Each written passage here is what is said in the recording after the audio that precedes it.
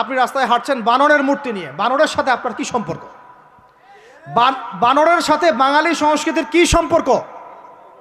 আমরা কি বানর থেকে আসছি? তাহলে বানরের মূর্তি আমি হাটে নিয়ে হাঁটবো কেন? একটা প্রজন্মকে আল্লাহ বানর বানিয়ে দিয়েছিলেন, কোরআনে দলিল আছে। ওই যে শনিবারে যারা মাছ ধরতে নিষেধ করা হয়েছিল তারপরেও মাছ ধরেছে, আল্লাহ পাক বলছেন ওদেরকে বানর বানিয়ে দিয়েছে। আমরা কি সেই প্রজন্ম? তাহলে বানরের মূর্তি নিয়ে রাস্তায় হাঁটবো কেন? কেন আপনি পেঁচার সাথে আপনার কি সম্পর্ক? পেঁচা কি আমার ভাগ্যের প্রতীক? তো এখানে পেঁচার সাথে আপনার সংস্কৃতি কি সম্পর্ক? পেঁচা অমঙ্গলের লক্ষণ।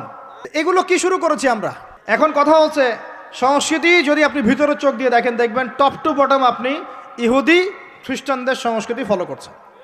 আপনার খাওয়া, আপনার রুচি, আপনার অভ্যাস, আপনার পছন্দ, আপনার বিয়ের অনুষ্ঠান, আপনার জন্মদিন, আপনার মায়ের ওই কি বার্ষিকী, বাবার ওই বার্ষিকী, যা যা করতেছেন সব কিছু কার অনুসরণ করতেছেন আপনারা? ইহুদি খ্রিস্টানদের। একটা ভবন উদ্বোধন করবেন, খুচুত করে একটা ফিতা কাটলেন, কাইটটা মাশাআল্লাহ পায়রা আপনি উড়াই দিলেন। তো এই পাখি কি আমার কল্যাণ নিয়ে আসবে? হ্যাঁ, এই পায়রা আমার কল্যাণ নিয়ে আসতে পারে? ওইখানে দাঁড়ায় 2 রাকাত নামাজ তো পড়তে পারতেন, পরে আল্লাহর কাছে দোয়া করতে পারতেন, আল্লাহ আমি এই কাজটা শুরু করলাম, আল্লাহ তুমি বরকত দান করো। আমার সংস্কৃতি। একটা দোকান করেছেন, বাড়ি করেছেন, শুরুতেই আপনি ডিজে পার্টি দিলেন, ডিজে পার্টি। সুবহানাল্লাহ। সূরা বাকারার তেলাওয়াত তো দিলেন না। তাহলে পুরো বিশ্বের প্রত্যেকটা ডিপার্টমেন্ট, মূল জায়গাগুলো আমরা এখন নিয়ন্ত্রিত হচ্ছি, এবং ভিতরে চোখ দিয়ে যদি দেখি আমরা আমাদের শেকড় থেকে দূরে সরে গেছি। ভাই আল্লাহ পাক আমাদের সবাইকে বোঝার তৌফিক দান করেন। আমাদের এই পুরো প্রজন্মটাকে আল্লাহ পাক তওবা করে ফিরে আসার তৌফিক দান করেন। বিশ্বের বুকে ওমর রাদিয়াল্লাহু আনহুর সময়ে আমরা যেমন মাথা উঁচু করে বাঁচতাম, ওইভাবে বাঁচার তৌফিক দান করেন। এমন একটা জায়গায় পুরো জাতিকে নিয়ে যাওয়ার তৌফিক দান করেন যেন আমাদের ভয়ে ওরা থরথর করে কাঁপা শুরু করে ইনশাআল্লাহ। এগুলো বললে অনেক কথা, বললে কথা অনেক দিকে চলে যায়। কথা হচ্ছে আমরা বিগত 70 বছরে আমরা একটা মিসাইল বানাতে পারি নাই এখন পর্যন্ত। কথা অনেক গভীর। আমাদেরকে ওরা ভয় করবে কিভাবে? এ বিশ্বে তো ঢাল তলোয়ার দিয়ে যুদ্ধ হয় না। ওয়াইদ্দু লাকুম মাস্তাতাতুম মিন কুওয়াতিন, সূরা আনফালের মধ্যে আল্লাহ পাক আয়াত নাযিল করেছেন, হে মুসলিমরা তোমরা শক্তি অর্জন করো, তোমরা শক্তি সামর্থ্য অর্জন করো। তুরহিবুনা বিহি আদুওয়াল্লাহি ওয়া আদুওয়াকুম, এই শক্তি দিয়ে তোমরা আল্লাহর দুশমনদেরকে ভয় দেখাবা। এটা কে বলেছেন? আল্লাহ বলেছেন। ওই শক্তি কই? তা আমরা আপোষে লড়াইয়ে পড়ে আছি, আঞ্চলিক রাজনীতি নিয়ে পড়ে আছি, ভাইয়ে ভাইয়ে মারামারি কাটাকাটি করছি, আমরা গীবত সমালোচনার রাজনীতি করছি, মূল শক্তিটা আমরা অর্জন করতে পারছি না। আল্লাহ পাক আমাদেরকে সেইটা বোঝার তৌফিক দান করেন। চিন্তা করবেন না, চিন্তা করবেন না, আমরা যদি করতে পারি আল্লাহ পাক আমাদের হাতেই বিজয় দিবেন ইনশাআল্লাহ। আর এটাও চিন্তা করবেন না, নিশ্চিত থাকেন যদি আমরা করতে না পারি আল্লাহ আমাদের একটাকেও জীবিত রাখবে না, একটাকেও না। আল্লাহ পাক সবগুলাকে সরাই দিবেন ইনশাআল্লাহ, দিয়ে এমন একটা প্রজন্ম নিয়ে আসবেন ওরা পারবে ইনশাআল্লাহ তাআলা। এটা ইয়াকিন রাখেন। আমরা যদি গাদ্দার হই, মুনাফিকি করি, আমানতের খেয়ানত করে ফেলি, ওই চেতনা আমরা যদি ধ্বংস করে ফেলি, আল্লাহ পাক আমাদেরকে রাখবেন না। আর হে ঢাকাবাসী শোনেন, আল্লাহ পাক না রাখার জন্য একটা 5 মাত্রার ভূমিকম্প যথেষ্ট। আল্লাহকে ভয় করেন। ঢাকায় জেনা বেড়ে গেছে, সমকামিতা বেড়ে গেছে, মাদক বেড়ে যাচ্ছে, ইয়াবাখোর বেড়ে যাচ্ছে, ছিনতাই বাড়তেছে, কত কি হচ্ছে আমাদের শহরে, আমাদের চোখের সামনে। অশ্লীলতার কারণে এই ভূমিকম্পের আযাব আসে, নোংরামির কারণে আসে, জেনার কারণে আসে, পরকীয়ার কারণে আসে, ব্যভিচারের কারণে আসে, ঘরে ঘরে ঢুকেছে এগুলো। আল্লাহ পাক আমাদের ঢাকাবাসীকে হেদায়েত দান করেন। আমি তো আপনাদের একজন, আমি কিন্তু আপনাদের একজন, আমি আপনাদের বাইরের কেউ না, কিন্তু এগুলো দেখে আমার মনটা কাঁদে, কষ্ট হয়। ঢাকা যেমন মসজিদের শহর, এই মসজিদের শহরের মধ্যে এরকম অন্যায় অবিচার ঘরে ঘরে কেমন করে ছড়িয়ে পড়ল? কেমন করে? একটা অপরাধ হয়েছে আমাদের। অপরাধটা হচ্ছে আমরা সৎ কাজে আদেশ করেছি, অসৎ কাজে সমানভাবে নিষেধ করি নাই। সৎ কাজে আদেশের সাথে এখন থেকে অসৎ কাজে নিষেধও করবেন। আল্লাহ পাক তৌফিক দান করেন। আল্লাহ পাক এই জজবা চেতনা আপনাদের সবার মধ্যে দান করেন, আমিন। আইন হাতে তুলে নেবেন না, কিন্তু অন্যায়ের প্রতিবাদ করবেন। অন্যায়ের কি করবেন? প্রতিবাদ করবেন। শেষ পয়েন্টটা বলি, ধর্মীয় অবস্থাটা কি? ভিতরে চোখ দিয়ে দেখেন। আপনার কাছে মনে হচ্ছে আমরা সবাই সংখ্যায় অনেক বেশি, কোটি কোটি মুসলমান, এত এত মুসলিম রাষ্ট্র, এত এত তেল, এত এত মিলিটারি পাওয়ার, ইত্যাদি ইত্যাদি, এত সংগঠন, অনেক কিছু, এত ধর্মীয় দল, এত আলেম ওলামা।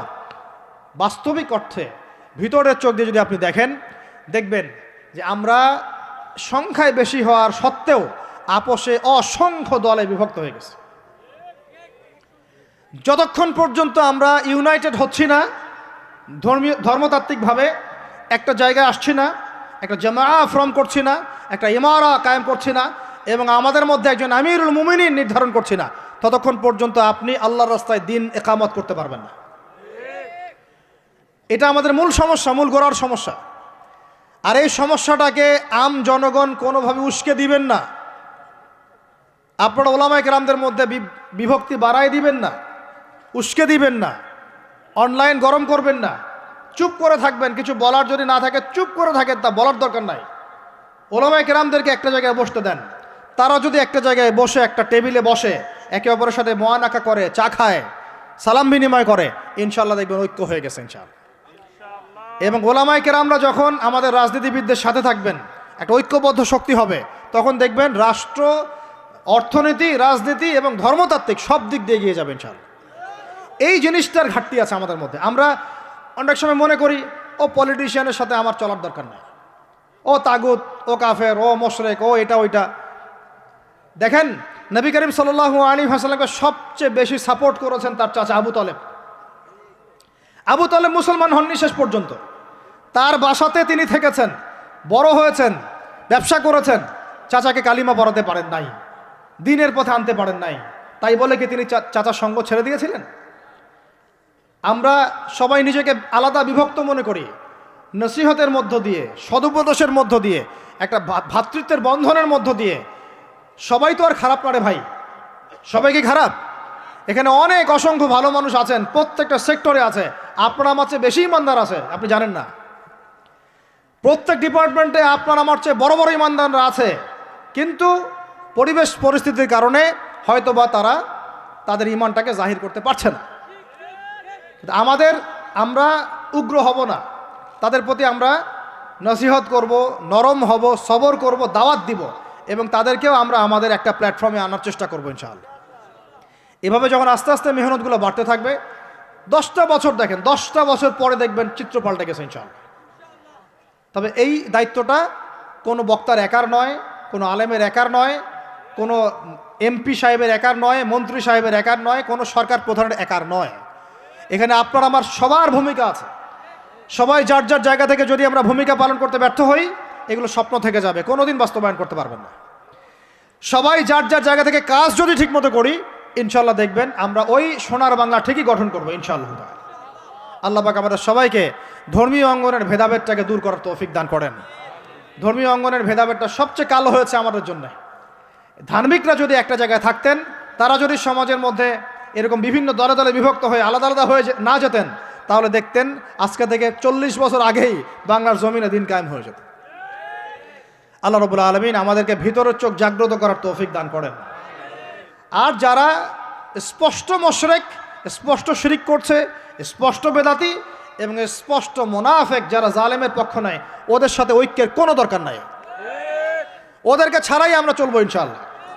সময় ওদেরকে মিটিয়ে ফেলবে ইনশাআল্লাহ। সময়ের স্রোতে ওরা ধুলার মতো উড়ে যাবে ইনশাআল্লাহ, কিচ্ছু করতে পারবে না ইনশাআল্লাহ। কারণ মুনাফিকদের সাথে ঐক্য হয় না। মুনাফিকদের সাথে কি ঐক্য হয়? মুনাফিকদের সাথে ঐক্য হয় না, মুশরিকদের সাথে ঐক্য হয় না।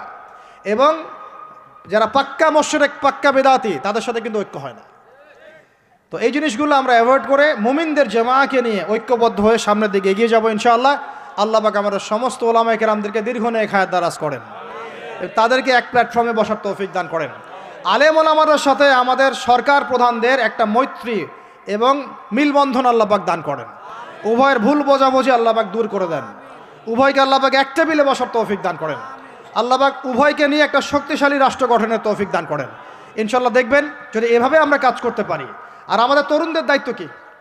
তরুণদের দায়িত্ব বড়রা যা বলবে ওইটা ফলো করে চল। আমাদের দায়িত্ব না যে আমরা নেতৃত্ব আসনটাতে খাপ করে কেড়ে নিয়ে বসবো, এটা আমাদের দায়িত্ব না। যদি আমরা যোগ্য হই, আল্লাহ পাক যদি কবুল করেন, আল্লাহই আপনাকে উঁচু জায়গায় নিয়ে যাবেন ইনশাআল্লাহ। আমরা খালি চোখ কান খোলা রেখে সত্য মিথ্যা পার্থক্য করব আমাদের বড়দের সামনে এটাকে উপস্থাপন করব। তারা যদি মুনাসিব মনে করেন আমাদেরকে তাদের জায়গায় নিয়ে যাবেন ইনশাআল্লাহ। এবং আমাদের কাজ হচ্ছে ইলম অর্জন করা, তাজকিয়া অর্জন করা, বেশি বেশি আমল করা এবং ওলামায়ে কেরামের সোহবতে থাকা, এবং এই জাতিটাকে নিজের একক জাতি মনে করা, আলাদা মনে না করা। আমরা সবাই মিলে এক জাতি, মনে রাখবেন, আমরা সবাই মিলে এক জাতি। সরকার, প্রশাসন, আমজনগণ, ওলামায়ে কেরাম, যুবক যুবতী, তরুণ তরুণী, আমাদের সন্তানরা, সবাই মিলে আমরা একটা মুসলিম জাতি। মনে থাকবেন ইনশাআল্লাহ, বিভক্তির দিকে যাবেন না, ঐক্যবদ্ধ থাকেন, বিজয় আমাদের হবে ইনশাআল্লাহ তাআলা। আল্লাহ রাব্বুল আলামিন আমাদের সবাইকে কথাগুলো বোঝার তৌফিক দান করেন। কিছু কথা যদি আমার ভুল হয়ে যায় আল্লাহ যেন মাফ করে দেন, যেগুলো সঠিক সেগুলো আল্লাহ কবুল করেন এবং সেই অনুযায়ী আমাকে আমল করার তৌফিক দান করেন, আপনাদের সবাইকে আমল করার তৌফিক দান করেন। আল্লাহ পাক আমাদের সবাইকে বাইরের চোখের সাথে ভিতরের চোখ দিয়ে দেখার তৌফিক দান করেন, সূরা কাহাফের উপর আমল করার তৌফিক দান করেন। এই জালেম সভ্যতার যে জুলুম, এগুলো থেকে আল্লাহ পাক আমাদেরকে হেফাজত করেন। আল্লাহ পাক আমাদের প্রত্যেক স্তরের মানুষদেরকে হেদায়েত দান করেন এবং আমাদের হায়াতে রিজিক আল্লাহ বরকত দান করেন। খাস করে যারা নেতৃস্থানীয় ব্যক্তিবর্গ এবং ওলামায়ে কেরাম এবং দ্বীনের পথের রাহাবার, আলেম, ওলামা, মুজাহিদ, লেখক, কলামিস্ট ইত্যাদি, দায়ী আল্লাহ, তালেবে ইলম, আল্লাহ পাক তাদের হায়াতে বরকত দান করেন, আমিন। আল্লাহ পাক আমাদেরকে ওই দিন আসার আগেই হুশে আসার তৌফিক দান করেন। সব ইখতিলাফি বিষয়গুলো ভুলে যান, মুমিনদের সাথে থাকেন, ওলামায়ে কেরামের জামাতের সাথে থাকেন, ছোটোখাটো বিষয় নিয়ে তর্ক করা বন্ধ করেন, ইস্যু পাগল হওয়া বন্ধ করেন, ডিভাইস আসক্তি বন্ধ করেন, এই শোডাউনগুলো বন্ধ করেন, মূল জায়গাগুলোয় কাজ করেন। সালাত, তাহাজ্জুদ, হালাল রিজিক, আদর্শ পরিবার গঠন, ঠিক আছে, দাওয়াতের মেহনত, সৎ কাজে আদেশ, অসৎ কাজে নিষেধ, এগুলোতে মনোযোগী হন। আল্লাহ পাক ইনশাআল্লাহ আমাদেরকে তৌফিক দান করবেন ইনশাআল্লাহ। কারণ আল্লাহ ওয়াদা করেছেন, ইন তানসুরুল্লাহ ইয়ানসুরুকুম, তোমরা আল্লাহকে সাহায্য করো, আল্লাহ তোমাদেরকে সাহায্য করবে ইনশাআল্লাহ। কিন্তু ওয়াইন তাতাওয়াল্লাহ, তোমরা যদি সাহায্য না করে মুখ ফিরে চলে যাও, তাহলে ইয়াস্তাবদিল কওমান গায়রাকুম, আল্লাহ পাক অন্য কওমকে তোমাদের জায়গায় নিয়ে আসবেন, তোমাদেরকে সরাই দিবেন। সুম্মা লা ইয়াকুনু আমসালাকুম, তারা তোমাদের মতো অপদার্থ হবে না। নাউযুবিল্লাহ। আমরা চাই আল্লাহ যেন আমাদেরকে সরিয়ে না দিয়ে আমাদের দ্বারাই খেদমত নেন, আল্লাহ পাক কবুল করেন। আমাদের এই পুরো প্রজন্মটাকে আল্লাহ পাক তওবা করে ফিরে আসার তৌফিক দান করেন।